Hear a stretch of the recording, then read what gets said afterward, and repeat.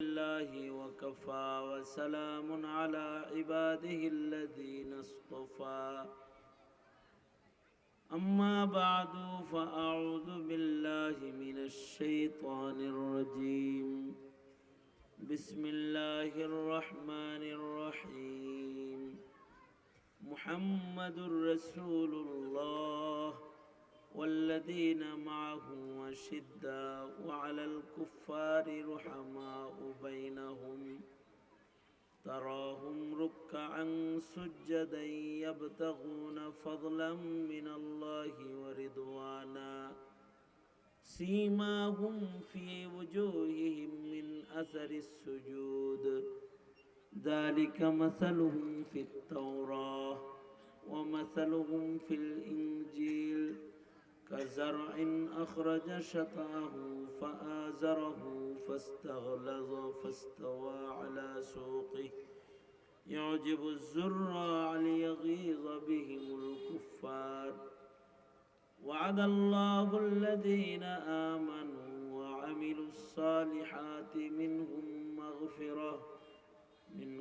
مغفرة وأجرا عظيما وقال النبي صلى الله عليه وسلم أصحابي كالنجوم بأيهم اقتديتم اهتديتم أو كما قال عليه الصلاة والسلام اللهم صل على محمد وعلى آل محمد كما صليت على إبراهيم وعلى آل إبراهيم إنك حميد مجيد اللهم بارك على محمد وعلى آل محمد كما باركت على إبراهيم وعلى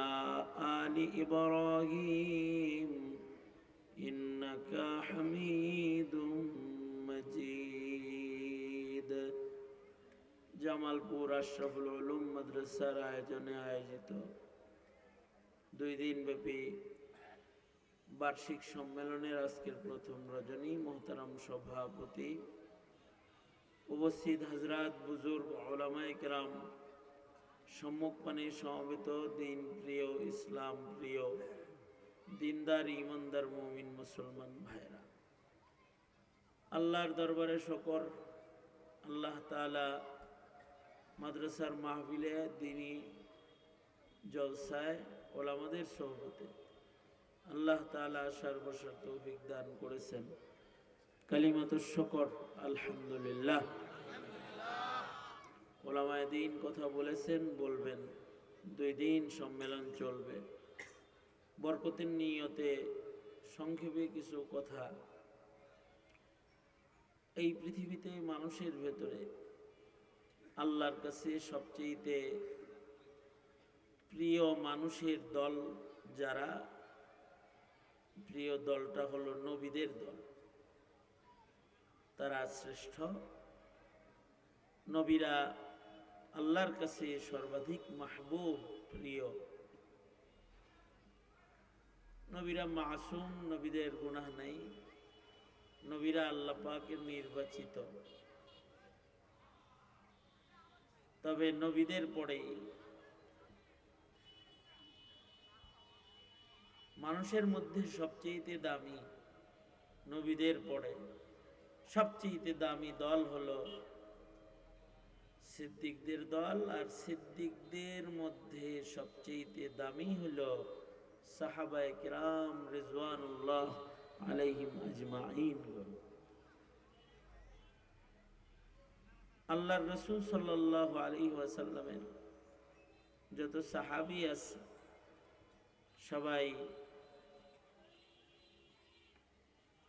সবাই সিদ্দিক জামাতে সাহাবা সকলেই সিদ্দিক আল্লাহর রাসূলের সান্নিধ্যের বরকতে নবীদের মধ্যে যেমন শ্রেষ্ঠ আছে দামি আছে সিদ্দিকদের ভেতরে সর্বশ্রেষ্ঠ হলো হযরত আবু বকর সিদ্দিক রাদিয়াল্লাহু আনহু আর ওনার পরেই যারা সিদ্দিকদের মধ্যে শ্রেষ্ঠ তারা হলো নবীজির লক্ষাধিক সাহাবী যারা ঈমানের সাথে আল্লাহর রাসূলের সাক্ষাৎ মুলাকাত পাইছেন, ওনারা হলো আল্লাহর কাছে সবচেয়ে দামি। এই কারণে আল্লাহর পছন্দ হলো মাইকেল ভিতরে আওয়াজ দে, বাইরের আওয়াজ বন্ধ কর ওটা।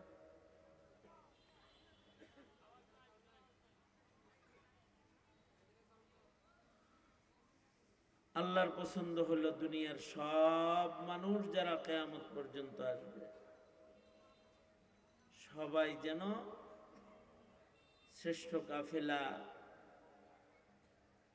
নবীদের পরে যে শ্রেষ্ঠ কাফেলা সাহাবীদের কাফেলা, তারা যেন সবাই সাহাবায়ে কেরামের মতন হয়ে যায়, ঈমানদার হয়। এই কারণে আল্লাহ পাক জামাতে সাহাবাকে মিয়ারে হক বানাইছেন। আর সাহাবায়ে কেরামের মতন ঈমান আনতে দুনিয়ার ইকো বন্ধ কর, সাহাবায়ে কেরামের মতো ঈমান আনতে দুনিয়ার সব মুমিনদেরকে আদেশ করছেন, আমিনু কামা আমানান নাস, সাহাবীরা যেমন ঈমানদার তোমরা এরকম ঈমানদার হও। সাহাবায়ে কেরাম ওই সিদ্দিকদের জামাত যাদের গুনাগুণ, যাদের আলোচনা কোরআনে কারীমে আছে, কিয়ামত পর্যন্ত সিদ্দিক হওয়ার দরজা খুলে আল্লাহ পাক সাহাবীদের আলোচনা করে রাখছেন যে সামনে কেউ যদি সিদ্দিক হইতে চায় তাহলে যেন হইতে পারে। আর আমাদের নবীজির পূর্বে অন্যান্য নবীর উম্মতরাও যেন সিদ্দিক হতে হলে সাহাবায়ে কেরামের অনুকরণ করতে পারে, এই কারণে সাহাবীদের আলোচনা কোরআনে নয়, শুধু তাওরাত ও ইনজিলের ভেতরেও আল্লাহ পাক পূর্বের আসমানি কিতাবেও তাদের আলোচনা করেছেন। যালিকা মাসালুহুম ফিত তাওরাহ ওয়া মাসালুহুম ফিল ইনজিল। সাহাবী, এই কারণে সাহাবায়ে কেরামের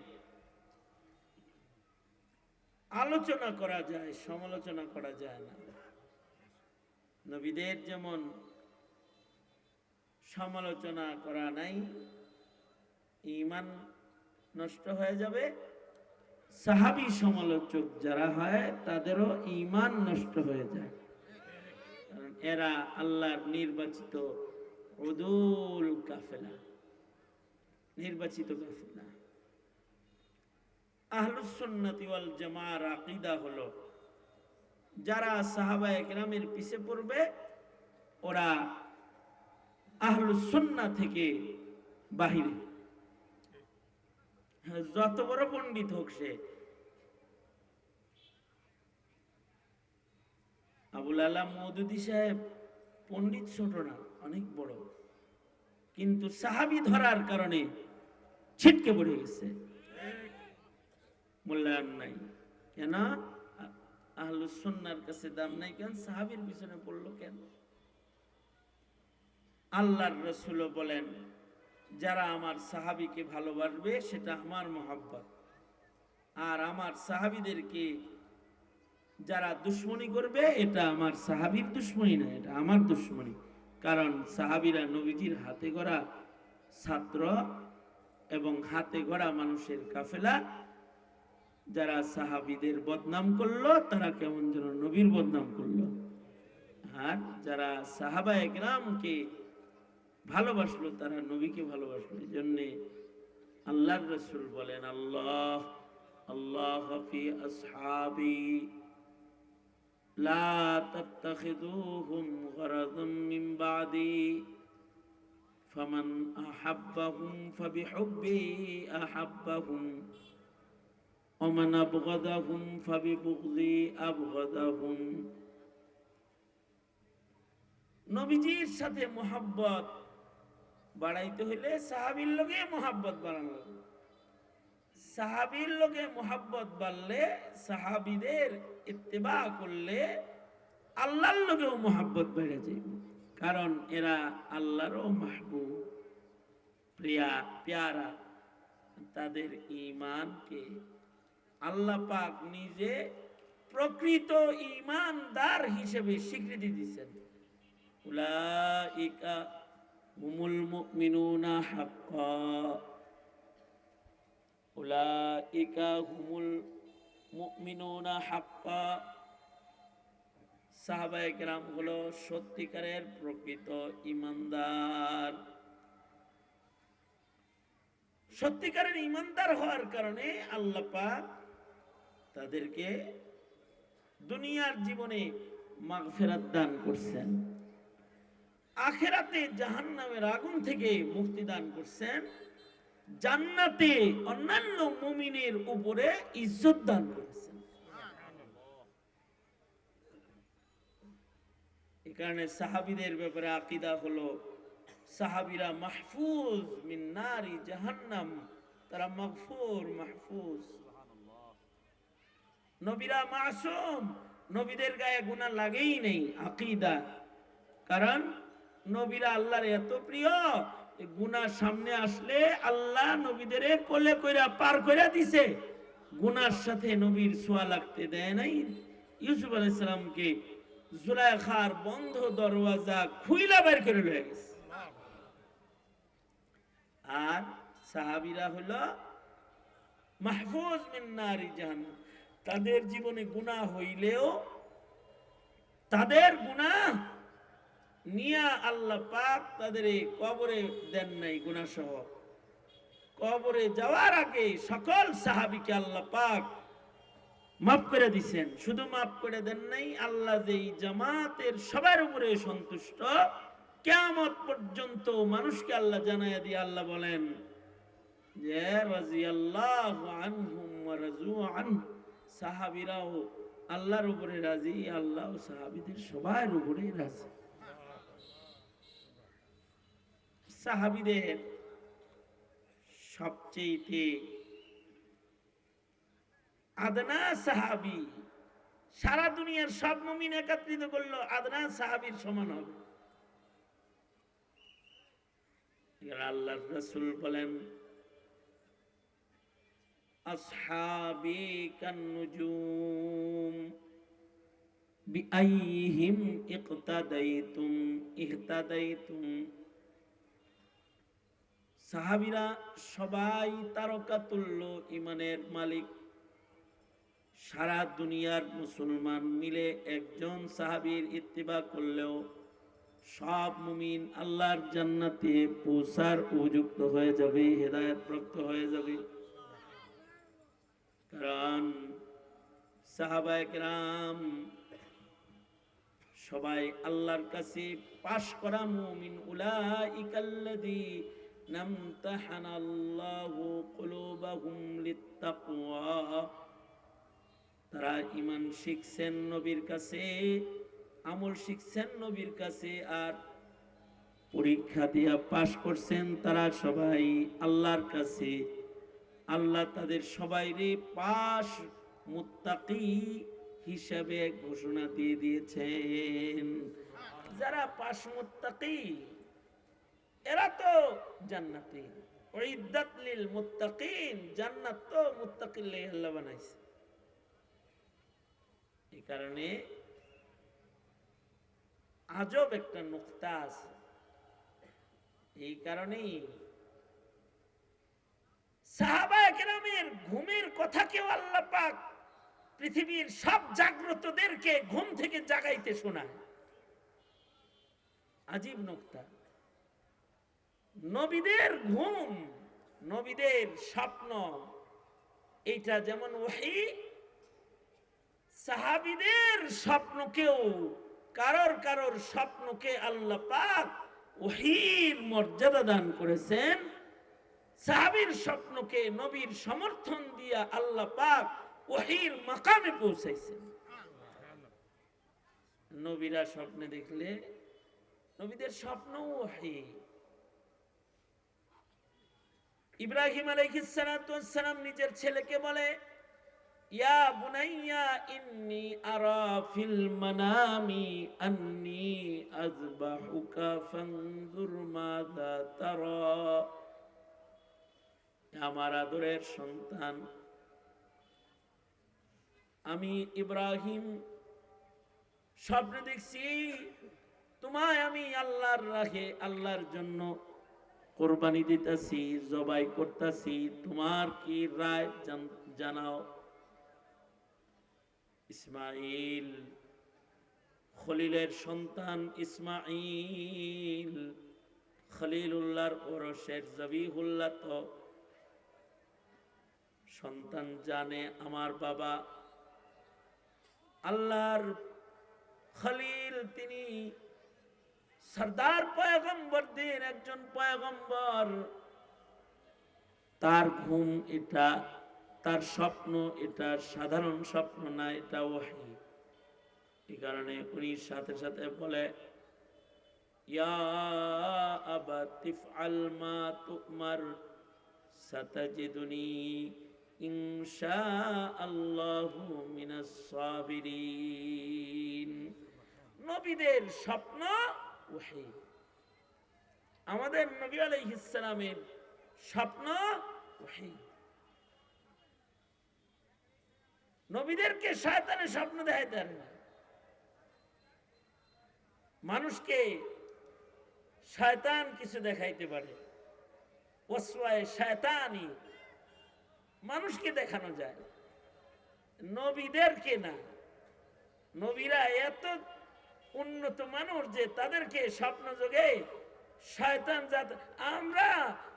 আমরা ঘুমাইলে ঘুমাইয়েই যাই, আর নবী ঘুমাইলে নবী কি বলে, আমার চোখ ঘুমায় কাল্ব জাগ্রত থাকে।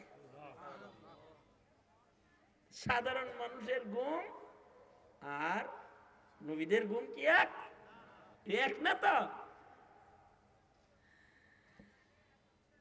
আল্লাহর রাসূল সাল্লাল্লাহু আলাইহি ওয়াসাল্লামের সাহাবী, তাদের স্বপ্নর মর্যাদা আল্লাহ পাক সারা দুনিয়ায় কিয়ামত পর্যন্ত আনেওয়ালা মানুষের কাছে তুলে ধরছে। কেউ যেন সাহাবীর বিপক্ষে কথা বলার জিহ্বা বাইর করার সুযোগ না পায়। ইসলামের পয়লা যুগে মসজিদে নববীতে নবীজি বসে থাকতেন, সাহাবীরা আইতো, কেউ আগে আইলো, কেউ দেরিতে আইলো, আইলে তারপরে নবীজি নামাজে দাঁড়াইতেন, ইমামতি করতেন। সমস্যা, সাহাবীদের জন্য অপেক্ষা করতে হয়, অথবা নবীজি নামাজ সবাইকে নিয়ে জামাত করে ফেললে কেউ যদি জামাত না পায় তাহলে তার হৃদয়ে আগুন জ্বলে যায়, হ্যাঁ জামাত পেলাম না, নবীজির পিছে নামাজ পড়তে পারলাম না। কি করা যায়? এলানের ইন্তজাম হোক, আসো আসো মদিনাবাসী, জামাতের সময় হয়েছে, নবীজি কিন্তু এখন মুসাল্লার দিকে আইতাছে, তোমরা যদি কেউ কল্যাণের দিকে আসতে চাও তাহলে নবীর পিছে এসে দাঁড়াও। এমন এলান হওয়া লাগবে। তো এলানটা কিভাবে হবে? নবীজি সলা পরামর্শ বসলেন। সাহাবায়ে কেরামের কেউ কেউ বলে, সরকার গো, নামাজের জামাতের সময় হয়ে গেলে ঘন্টি বাজানো হবে, ঘন্টির আওয়াজ শুনে আমরা সব একসাথে জড়ো হয়ে যাব, আপনি আমাদের নিয়ে নামাজ আদায় করবেন। আল্লাহর রাসূল বলেন, ঘন্টি মুশরিকদের শিআর, পূজার ভেতরে ঘন্টি বাজায় মুসলমান ইবাদত করতে পারে না, এটা মুসলমানদের কাজ হতে পারে না। একদল বলে, আল্লাহর নবী, তাইলে মসজিদের সামনে আগুন জ্বালায় দেওয়া হবে, আগুন জ্বালায় দিলে ধোঁয়া আকাশে উড়বে, তখন দূর থেকে ধোঁয়া দেখি সবাই বুঝবে আসসালাতু কাইমা, নামাজ দাঁড়ানোর কাছাকাছি সময় হয়ে গেছে। সবাই মিলে মসজিদে দৌড়ে চলে আসবে, আপনার পিছে নামাজ পড়বে। আল্লাহর রাসূল বললেন, পৃথিবীতে বদতরিন মুশরিক হলো অগ্নি পূজকেরা। আগুন জ্বালায়া একদল মুশরিক পূজা কইরা আল্লাহর সাথে শিরিক করে, সেই আগুন জ্বালায়া এক আল্লাহর গোলামি সেজদার জন্য